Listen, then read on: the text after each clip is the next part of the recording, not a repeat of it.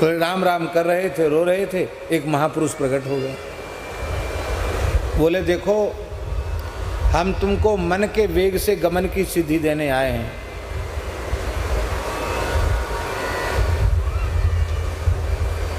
तुम एक क्षण में जहां चाहोगे वहां पहुंच जाओगे।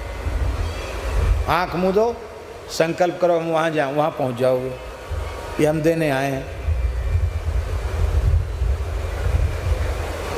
मन की गति से कहीं भी पहुंचने की सिद्धि देने आए हैं। ले लो सिद्धि। अब बहुत ध्यान से सुनो। जब एक नाम से ही काम बन गया, फिर पाप क्यों बने? फिर जीवन भर राम राम क्यों करें? केवल एक नाम से ही काम बन जाएगा, द्वारा पाप छुएगा नहीं। पर इस बात पर भरोसा नहीं होता है, इस बात पर विश्वास दृढ़ नहीं होता है। नाम की महिमा में विश्वास होवे, इसके लिए संपूर्ण जीवन नाम लेना है। जिस क्षण विश्वास हो जाएगा और उस क्षण में जब एक नाम प्रकट हो जाएगा तो अनंत जन्म के पाप नष्ट हो जाएंगे, द्वारा पाप छुएगा नहीं। तो उस एक महाविश्वास पूर्वक जो एक नाम लिया गया है, महान श्रद्धा पूर्वक जो एक नाम लिया गया है, उस नाम की जागृति हो, उसके लिए जीवन भर राम राम करना है, जीवन भर भजन करना है। मेरी बहुत विनम्र प्रार्थना है। पाप से बचना बहुत कठिन है, पर जो लोग मानसिक नाम जप का अभ्यास करते हैं, प्रातः काल जगने से लेके सोने तक, सोने से लेके जगने तक, आप करके देख लो। हमारी बात पर आपको विश्वास न हो तो आप करके देख लो। पता न चले किसी को कि आप क्या कर रहे हो। बच्चे, ओ बच्चे, उठ जाओ यहाँ से, उठो, उधर जाओ पीछे। किसी को भैया जी पता नहीं चला कि आप क्या कर रहे हो। और मानसिक आप भगवान के नाम का जप शुरू कर दीजिए। जो नागरिको चित्त गागर में, ऐसे नाम में चित्त को लगा दीजिए। कुछ काल तक आप लगा के रखिए, उससे मन बहुत पवित्र हो जाएगा। मन के पवित्र होते ही वाणी पवित्र हो जाएगी, और मन वाणी के पवित्र होने पर क्रिया पवित्र हो जाएगी। मैं बहुत विश्वास पूर्वक ये निवेदन कर रहा हूँ, आप ऐसा करके देख लो। जागृत की तो चले क्या, स्वप्न में भी आपके द्वारा पाप नहीं बनेगा। स्वप्न में पाप नहीं बनेगा। जागृत की बात तो बहुत दूर की है, पर हम ईमानदारी से राम राम करते नहीं हैं। हम आपको क्या कहें, हमको ऐसे ऐसे जीव मिलते हैं भगवान की दया से, जिनका पूर्व जीवन अच्छा नहीं था, और वे कहते हैं कि हमने देखा भी आपको पहली बार है, केवल सुनकर हम राम राम में लग गए। और ऐसी ऐसी विचित्र अनुभूतियां महाराज जी उनको होती हैं कि उन अनुभूति सुनाने वालों के चरणों में मस्तक रख देने की इच्छा होती है।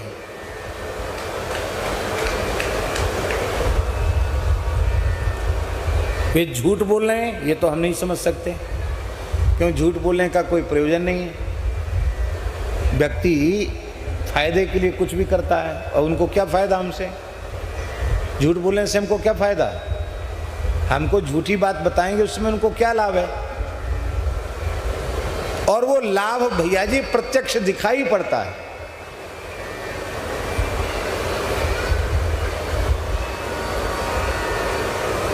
एक अत्यंत निर्धन व्यक्ति महाराज जी, भजन करने वाला व्यक्ति, उसको एक दिन बड़ी विकलता हुई।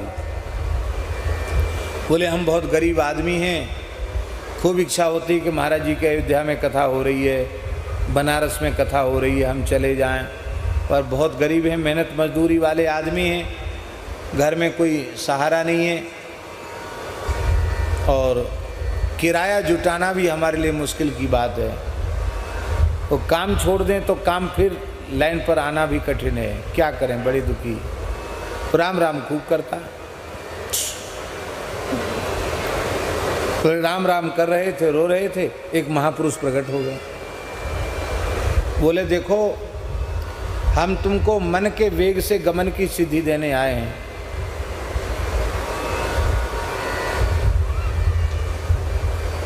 तुम एक क्षण में जहां चाहोगे वहां पहुंच जाओगे। आंख मूंदो, संकल्प करो, हम वहां जाओ, वहां पहुंच जाओगे। ये हम देने आए हैं। मन की गति से कहीं भी पहुंचने की सिद्धि देने आए हैं। ले लो सिद्धि।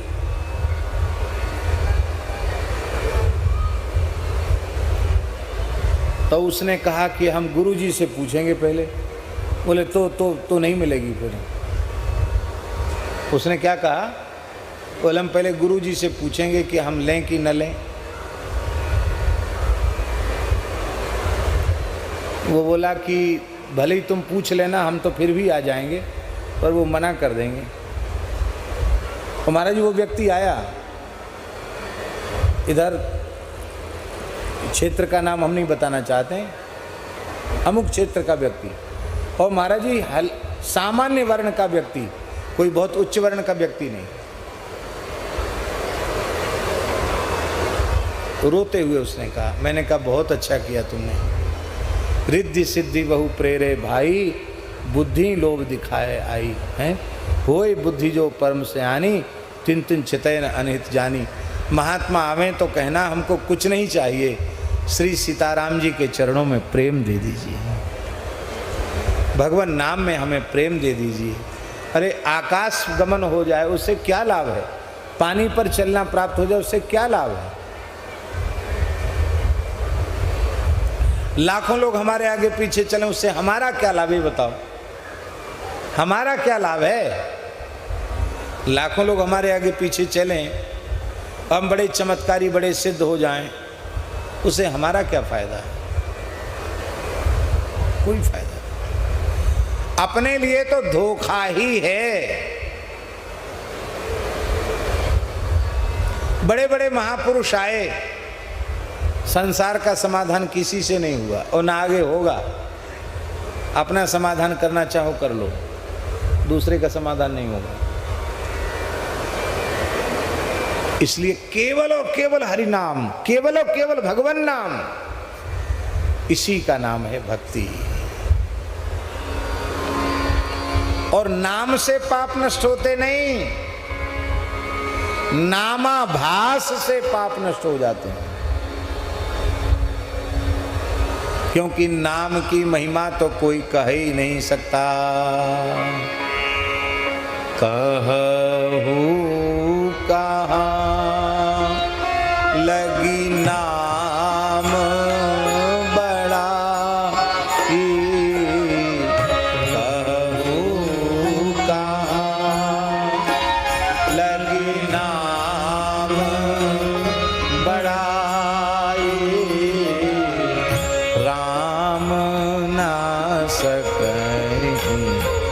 नाम गुण गाए, राम न सके नाम गुण गाए।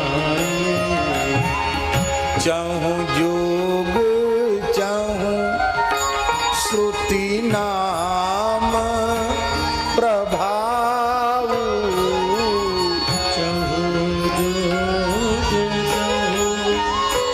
श्रुति नाम प्रभाव। कली विशेष नहीं आन उपाव, कली विशेष नहीं आन उपाव। कली विशेष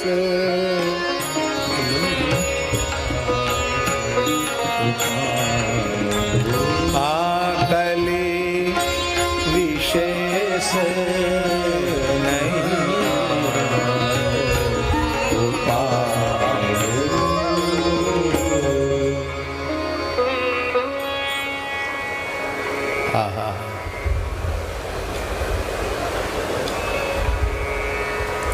इसलिए भैया नाम का आश्रय नहीं लोगे तो कुछ हाथ पड़ने वाला नहीं है। बहुत ही सुंदर पद है।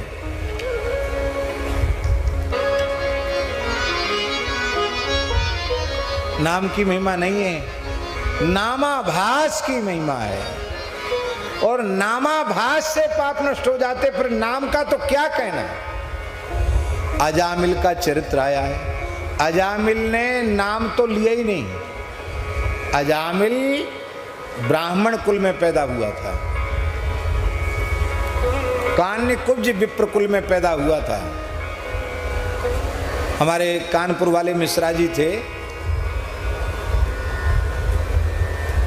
बड़े नाम जापक थे, राम नाम के बड़े अच्छे जापक थे कानपुर वाले मिश्र जी। और अंतिम क्षण तक राम नाम लेते हुए उन्होंने प्राण त्याग किया। अंतिम क्षण तक नाम की धुन करते हुए भगवत धाम गए। बड़े नाम प्रेमी थे। तो महाराज जी उनके यहाँ कथा हुई कानपुर में।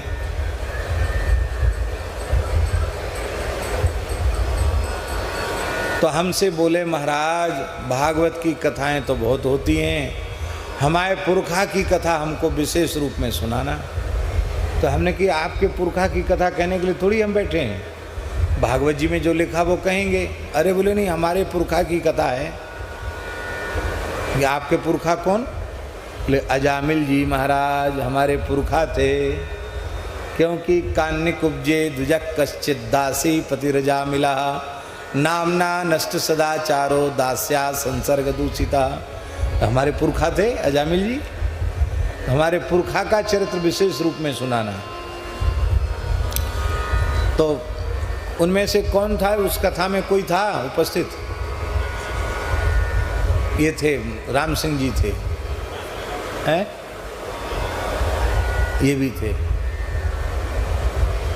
रसिक शेखर दास नाम, क्या ना, रसिक शेखर दास जी भी थे उर्फ रसराज।